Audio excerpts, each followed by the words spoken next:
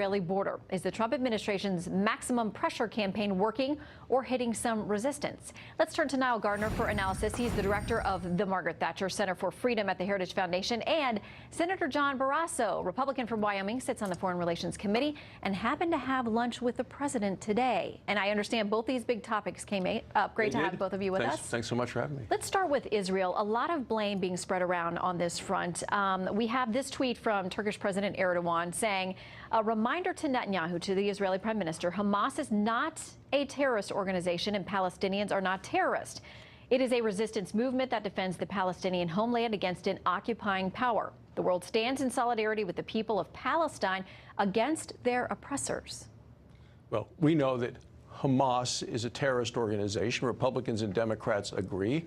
Hamas tries to shoot missiles to kill people in Israel. President Trump did the right thing. He promised to move the embassy from Tel Aviv to Jerusalem. The last 3 presidents have made that promise. President Trump made it happen. There's bipartisan support for what he has done. And this is all on Hamas, what they're doing from the Gaza area. They're inviting this sort of activity. I think it's terrible, but this is their business model, to try to kill the people in the state of Israel. Well, and Niall, there are reports tonight that Hamas was encouraging with loudspeakers their people to go and approach these barricades in areas. We've all been there and seen the borders, that they were told that the Israelis were retreating, that they should press forward.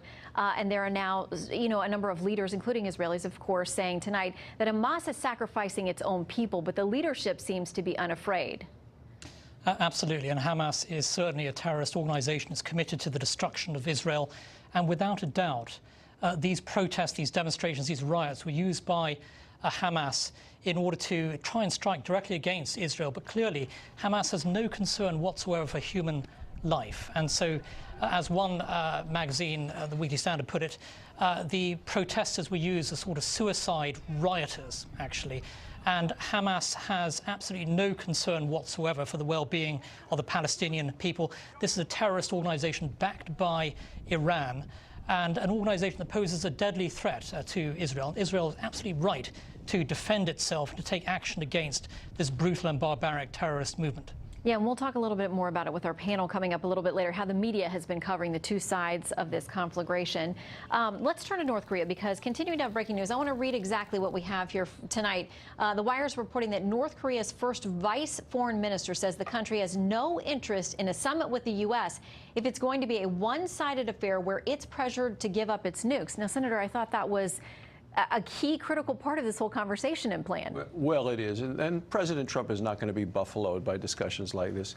President Trump is very clear-eyed about what's happening. I continue to be skeptical. But this is the best opportunity we're going to have to get them to get rid of their nukes in a peaceful manner.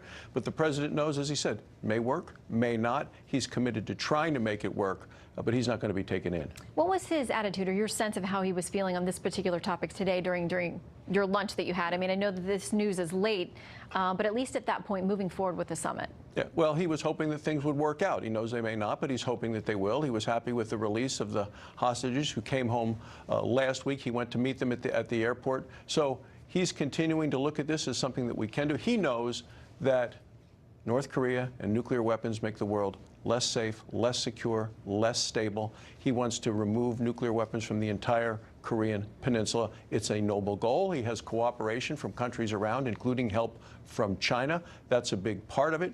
But he's going to continue to apply sanctions and the tough sort of sanctions we've talked about to make sure they come to the negotiating table. All right, so Niall, this is from essentially North Korea's state-run media agency saying the United States will also have to undertake careful deliberations about the fate of the planned North Korea-U.S. summit in light of this provocative military ruckus jointly conducted with the South Korean authorities. They're saying now that these long-planned military exercises between South Korea and the U.S. are a provocation. Our State Department says today they've known about these exercises. They've acknowledged the importance of them. They're defensive in nature. But now North Korea is at least pegging this dissent on that particular issue. What do you think is really going on? Well, that's a good question. After all, the North Koreans are well aware that these exercises were going to be taking place, and they had not voiced their opposition previously to these exercises as part of these negotiations. I think that this is an example of North Korean posturing. After all, we're dealing with a barbaric regime, of course, that has held sway over North Korea for 7 decades. Their actions can be at times unpredictable. But we are dealing with a regime here that doesn't play by the rules. And I think that what you are seeing here is a little bit of saber rattling coming from Pyongyang, trying to disrupt perhaps some of the positive momentum on the US side here. But I think the North Koreans basically are sort of shooting themselves in the foot with this latest approach. They have far more to lose, frankly, than the United States has. It's in North Korea's interest, I think, to be going forward with those talks in Singapore in June. So I do think this is the latest example of sort of saber-rattling posturing from the North Koreans. Of course, deeply unhelpful, but of course to be expected from this kind of brutal dictatorship. Did you have something you wanted to add? No, I think that's exactly. I agree. I agree. That's completely right. I think we're going to have a lot of these ups and downs. This is going to be a bit of a roller coaster, but I think the president is really focused on trying to accomplish this, realizing he may just have to walk away. Yeah, and he has said that he will, whether it's pre or actually at the table there. So we'll see. June 12th seems a world away when you think about how many roller coasters we could be on between now and then. Senator Nile, great to have both of you with us for reaction tonight. Thank you. Thank you. Thank you very much. All right, it is primary day, voting in 4 states, including some key races in